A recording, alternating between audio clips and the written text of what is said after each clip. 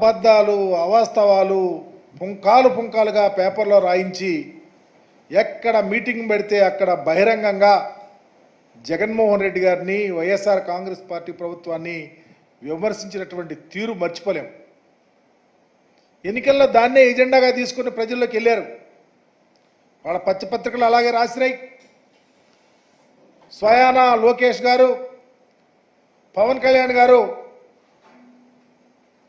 వాళ్ళ యొక్క ప్రతి మీటింగు దీన్నే వాడుకున్నారు.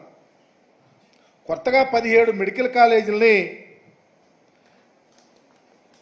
తీసుకొచ్చి నిర్వహణలో ఎక్కడా ఇబ్బంది జరగకూడదని, ఆర్థికంగా ఆయన స్వయం సమృద్ధి చెందాలని, పేదవారికి సక్రమైన పద్ధతిలో వైద్యం అందించాలని ఒక గొప్ప ఆలోచనతో జగన్మోహన్ రెడ్డి గారు ఒక రూట్ మ్యాప్ తయారు చేస్తే దానిని వక్రీకరించారు. ఎంత దారుణం అంటే దాని మీద విషం కక్కారు, విషం రాతలు రాశారు. బహిరంగంగా లోకేష్ గారు, పవన్ కళ్యాణ్ గారు అయితే తప్పిది, మేము అధికారంలోకి వస్తే ఈ జీవోలన్నీ క్యాన్సిల్ చేస్తాం, పేద ప్రజలకు అన్యాయం జరుగుతూ ఉందని చెప్పేసి మాట్లాడిన విషయాలు అందరికీ తెలుసు. ఉదాహరణకి ఈనాడు పత్రిక అయితే వైద్య విద్యను అమ్మేశారని పచ్చపత్రికలు ఇష్టం వచ్చినట్టు పుంకాలుగా రాసిన తీరు చూసాం. ఉదాహరణకి లోకేష్ పవన్ కళ్యాణ్ మాట్లాడినటువంటి వీడియో ఒకసారి చూద్దాం. ఈ ప్రభుత్వం అధికారంలోకి వచ్చిన తర్వాత మొదటిసారి ప్రభుత్వమే మెడికల్ సీట్లు అమ్మే పరిస్థితి తీసుకొచ్చారు. రేపు తెలుగుదేశం పార్టీ అధికారంలోకి వచ్చిన వెంటనే నిరుపేదలకి మళ్ళీ ఆ మెడికల్ సీట్లు మేము అందజేస్తాము. మెడికల్ కాలేజీ సీట్లు కూడా అమ్మేస్తున్నాం. కేంద్ర ప్రభుత్వం అదనంగా సీట్లు ఇస్తే ఆ సీట్లు తెలంగాణ వాళ్ళు అన్ని వర్గాలకు ఇచ్చేస్తామని వీళ్ళు మటుకు సీట్ని అమ్మేసుకుంటా ఉన్నాం. చాలా దురదృష్టకరం. మెడికల్ సీట్లు కూడా నిజంగా ఇచ్చేస్తే ఆర్థికంగా వెనుకబడ్డ కులాలకు కానీ, ఈబీసీ కులాలకు కానీ, లేదంటే బీసీ ఎస్సీ ఎస్టీ కులాలకు కానీ రావాల్సిన సీట్లని డబ్బులకి ఈ జగన్ అమ్మేసుకోవడం కూడా చాలా దురదృష్టకరం. చూశారు కదా, ఈ ప్రముఖులు, ఈ ప్రబుద్ధులు ప్రస్తుతం రాష్ట్ర మంత్రివర్గంలో ఉన్నారు. నిన్న క్యాబినెట్ మీటింగ్ జరిగితే క్యాబినెట్ మీటింగ్లో చర్చకు వచ్చినప్పుడు ఈ లోకేష్ అనే వ్యక్తి, పవన్ కళ్యాణ్ అనే వ్యక్తులు ఏమైపోయారు, ఎందుకు మోగబోయారు, ఎందుకు మాట్లాడలేదు, వైద్య విద్యను ప్రైవేటీకరణ చేస్తేనే మీరు జగన్మోహన్ రెడ్డి గారి మీద విషం కక్కారే, ఇప్పుడు ఎందుకు పూర్తిగా అప్పళంగా తీసుకొని వెళ్ళి ప్రైవేటుకు దారాదత్తం చేస్తూ ఉంటే మీరు క్యాబినెట్లో ఏం చేశారు తెలియపరచాలని చెప్పేసి అడుగుతా ఉన్నా.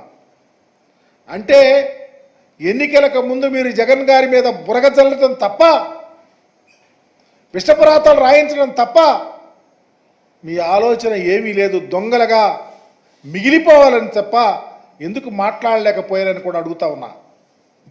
ఒక అడుగు ముందుకేస్తే మీరు చాలా అన్నారు, మేము అధికారంలోకి వస్తే ఈ జీవోలన్నీ క్యాన్సిల్ చేస్తాం, ఈ జీవోలన్నీ రద్దు చేసి మరలా పేద ప్రజలకు అందిస్తాను ఆ సీట్లని చెప్పారు. ఎందుకు రద్దు చేయలేకపోయారు, ఎందుకు ప్రైవేటీకరణకు మద్దతు పలికి రేపు చర్య తీసుకుంటారో సమాధానం చెప్పాలని లోకేష్ని, పవన్ కళ్యాణ్ కూడా అడుగుతా ఉన్నా. మేమేమి అప్పడంగా సీట్లు అమ్ముకొని లబ్ధి పొందలా. ఏనాడు స్వతంత్రం రానప్పటి నుంచి 2019 దాకా ఆంధ్రప్రదేశ్లో 12 ప్రభుత్వ మెడికల్ కాలేజీలు ఉన్నాయి. మేము వచ్చినాక, మా నాయకుడు వచ్చినాక 17 మెడికల్ కాలేజీలను పెడితే ఈ చంద్రబాబు నాయుడు గారు ముఖ్యమంత్రిగా వెలుగొందిన టైంలో ఒక్క మెడికల్ కాలేజ్ తీసుకురాలేకపోయారు. ఎందుకు తేలేకపోయారు? ఆయన ఆలోచన ఏంటి? ఈ రాష్ట్రంలో ఉన్న ఏ కులంలోనైనా ఉన్నటువంటి పేదవారి యొక్క ఆరోగ్యం గురించి ఎందుకు ఆలోచించలేకపోయాడో సమాధానం చెప్పమని అడుగుతా ఉన్నాం. 14 ఏళ్ళు ముఖ్యమంత్రిగా ఉన్నారు మీరు, ఎప్పుడైనా ఈ ఆలోచన ఎందుకు రాలేదని అడుగుతా ఉన్నాం. జగన్మోహన్ రెడ్డి గారికి వచ్చింది కాబట్టే పేదలు, ఏ కులంలో ఉన్న పేదలైనా వారు ఆరోగ్యంగా ఉండాలనే ఆలోచనతో, ఒక గొప్ప విజన్తో ప్రతి జిల్లాలో, ప్రతి పార్లమెంట్లోనూ ఒక మెడికల్ కాలేజ్ పెట్టాలని, అవి కూడా గ్రౌండ్ లెవెల్లో ఉన్నటువంటి పిహెచ్సిలకు, సిహెచ్సిలకు అనుసంధానంగా ఉండి ఎవరికైనా పేదవాడికి అనారోగ్యం వస్తే తక్షణమే ఆదుకోటాకి మరి ఈరోజు మెడికల్ కాలేజీలు పెడితే దానిని వక్రీకరించారు. అవి కూడా కేంద్ర ప్రభుత్వ నిబంధనల ప్రకారం 50% ఎన్ఆర్ఐ కోటా కాకుండా, ఎన్ఆర్ఐ కోటాతో పాటు లేకపోతే మెడికల్ సీట్లు అనేది ఒక ప్రస్ఫుటంగా గొప్ప ఆలోచనతో ఇస్తే మీరేమో సీట్లు అమ్ముకున్నారు. ఆ సీట్లు వచ్చిన డబ్బులు ప్రభుత్వమే మెయింటైన్ చేసి ఈ కాలేజీల డెవలప్మెంట్ కోసం, ఈ కాలేజీల అభ్యున్నతి కోసం, ఈ కాలేజీల ఎక్విప్మెంట్ కోసం వెచ్చించటానికి ఆలోచించిందే తప్ప మీకులాగా పూర్తిగా ప్రైవేట్గా గుజరాత్ మోడల్లో ఎంక్వైరీ చేయమంటున్నారు. నారాయణకో ఇంకోళ్ళకో ఇచ్చుకొని అప్పడంగా కాజేయాలన్న ఆలోచన ఎక్కడా లేదు సుమి. ఈరోజు ఈ రాష్ట్రంలో 2023-24 సంబంధించి 5 కాలేజీలు, విజయనగరం కానీ, మచిలీపట్నం కానీ, రాజమండ్రి కానీ, ఏలూరు కానీ, నంద్యాల కానీ కాలేజీల్లో దరిదాపు 750 సీట్లు పెరిగినాయి. దీనివల్ల ఈ రాష్ట్రంలో ఉన్న పేద ప్రజలకు ఉపయోగం కాదా? ఈ రాష్ట్రంలో వైద్య విద్య చదువుకోవటానికి అవకాశాలు కాదా? చంద్రబాబు నాయుడు గారు ఎందుకు చేయలేకపోయారు అడుగుతా ఉన్నాం. అదే కాకుండా జగన్మోహన్ రెడ్డి గారు హయాంలో రాష్ట్రంలో కొత్తగా కట్టిన కాలేజీలకు ప్రతి కాలేజీ డెవలప్ చేసి ఆ ప్రాంత ప్రజలకు ఉపయోగపడే విధంగా చేయాలన్న గొప్ప ఆలోచన. మీరెందుకు ఆలోచించటం లేదు? జగన్ గారు అధికారంలో ఉండుంటే రెండవ దశ కూడా, ఫస్ట్ ఫేజ్లో 5 కాలేజీలు, రెండవ దశలో ఉన్నటువంటి 2024-25కి సంబంధించి పాడేరు కానీ, మార్కాపురం కానీ, మదనపల్లి కానీ, పులివెందుల కానీ, ఆదోని కూడా దరిదాపు కంప్లీట్ చేసి అడ్మిషన్ చేయాలన్న గొప్ప ఆలోచన. ఈరోజు అవన్నీ ఆగిపోయినాయి.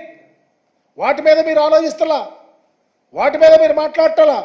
నేను డిమాండ్ చేస్తా ఉన్నా, 17 కాలేజీలను కంప్లీట్ చేసి అడ్మిషన్స్ ఈ రాష్ట్రంలో ఉన్న చదువుకునే పిల్లలకు అవకాశం కల్పించండి. తద్వారా వైద్యాన్ని అందరికీ వ్యాప్తి చెందే విధంగా చేయమని డిమాండ్ చేస్తా ఉన్నా. మరొక విషయం, మీరు ఈ 17 కాలేజీలు కంప్లీట్ చేయడానికి ప్రైవేట్ వారికి అప్పగిస్తున్నారే, ఈ అమౌంట్స్ అన్ని ధారాదత్తం చేయడానికి మీరు తీసుకున్నటువంటి నిర్ణయం పూర్తిగా ప్రైవేట్ పరం చేస్తే పేదవారికి అవకాశాలు ఉండవు. మీరు ఖచ్చితంగా వైఎస్ఆర్ కాంగ్రెస్ పార్టీ దీన్ని వ్యతిరేకిస్తుంది. మీలాగా మోసాలు చేసి చేయడం లేదు. ఈ రాష్ట్రంలో వైద్య విద్య సక్రమంగా పేదవారికి అందే విధంగా చూడాల్సిన బాధ్యత మా మీద ఉంది. మీరు గుడ్డి నిర్ణయాలు తీసుకొని ఇష్టం వచ్చినట్టు ప్రైవేట్ వాళ్ళకి అప్పగిస్తే వైఎస్ఆర్ కాంగ్రెస్ పార్టీ కళ్ళు లేని కబోజీలు మాత్రం కాదు. ఉద్యమాలు చేయటానికి సిద్ధంగా ఉంటాం, పేద ప్రజలకు అండగా ఉండటానికి సిద్ధంగా ఉంటాం. ఒక్క విషయాన్ని ప్రస్ఫుటంగా ఆలోచించాలా, ఈ రాష్ట్రంలో మీరు కానీ ప్రైవేటు పరం చేస్తారని చేస్తే ముందు సమాధానం చెప్పాల్సింది లోకేష్, తెలుగుదేశం పార్టీ, పవన్ కళ్యాణ్. మీరు ఎన్నికలప్పుడు మాట్లాడిన ప్రతి అంశం మీద క్లారిఫికేషన్ ఇవ్వాల్సిన బాధ్యత మీ మీద అని కూడా తెలియపరుస్తా ఉన్నా. అదే కాకుండా ఈరోజు ఈ రాష్ట్రంలో వైద్య విద్య విషయంలో చంద్రబాబు తప్పిదాలు చేయటానికి సిద్ధంగా ఉన్నాడు. మీరు క్యాబినెట్లో తీసుకున్న నిర్ణయం సరి అయినది కాదు అని కూడా మేము తెలియపరుస్తా ఉన్నాం. రాష్ట్రంలో 17 జగన్మోహన్ రెడ్డి గారు తీసుకొచ్చిన 17 మెడికల్ కాలేజీలు కంప్లీట్ చేసి మీరన్న కన్వీనర్ కోటాలో అన్ని అడ్మిషన్లు చేసినప్పుడే మీ మాటకు విలువ ఉంటుంది తప్ప వేరేది ఉండదు గాక ఉండదని కూడా తెలియపరుస్తా ఉన్నా. ఇవే కాదు, చంద్రబాబు నాయుడు గారు రోడ్లు ప్రైవేట్ పనులు చేస్తానంటున్నాడు, టోల్ గేట్లు పెడతానంటున్నాడు. ఇదా ప్రైవేటీకరణతోనే మీ పరిపాలన కొనసాగించాలని ఎన్నికలప్పుడు ఎందుకు హామీ ఇవ్వలేకపోయావు చంద్రబాబు గారిని అడుగుతా ఉన్నా. ఎంత దారుణం అంటే నా కృష్ణా బ్యారేజ్ మీదకి వెళ్ళాడు, నీళ్ళు వెళ్ళిపోతాయి, అబ్బా ఎంత ఆనందం వేసింది అంటా ఉన్నావు. ఎంత డొల్లతనం. నీళ్ళు వెళ్తే నీకు ఆనందం ఏంటయ్యా? నీళ్లు చాలాసార్లు వచ్చినాయి, సంవత్సరాల తరబడి నీళ్ళు వస్తాయి పోతా ఉంటాయి. ఈయనేదో నీళ్లు కనిపెట్టినట్టు, నీళ్ళు వదినట్లు, సముద్రంలోకి పంపినట్టు పోజిస్తూ ఉంటే ప్రజలను ఇంకా ఎక్కడ నమ్మిస్తావు చంద్రబాబుని అడుగుతా ఉన్నా. ఇలాంటి అభూత కల్పనలు, ఇలాంటి తప్పుడు ఆలోచనలు ప్రజలను ప్రక్కదోవ పట్టించే కదా ఎన్నికల్లో గెలిచింది. అందుకనే నా యొక్క డిమాండ్, ఎన్నికలలో మీరిచ్చినటువంటి హామీ 17 వైద్య కళాశాలలలో అడ్మిషన్లు కన్వీనర్ కోటాలలో చేయాలా, అలాంటి జీవోలు తేవాలా. ప్రైవేటు పరంగా వైద్య విద్యను అమ్ముకోవద్దని డిమాండ్ చేస్తా ఉన్నా. సార్, మీ ప్రభుత్వమే కట్టిన కాలేజీల్లో బి కేటగిరీ, సి కేటగిరీ పెట్టి ఫీజులు వసూలు చేసింది.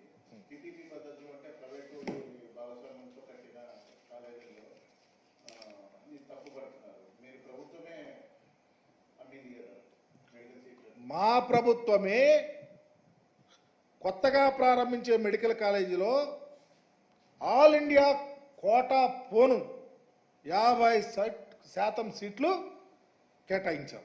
35% సెల్ఫ్ ఫైనాన్స్, 15% ఎన్ఆర్ఐ.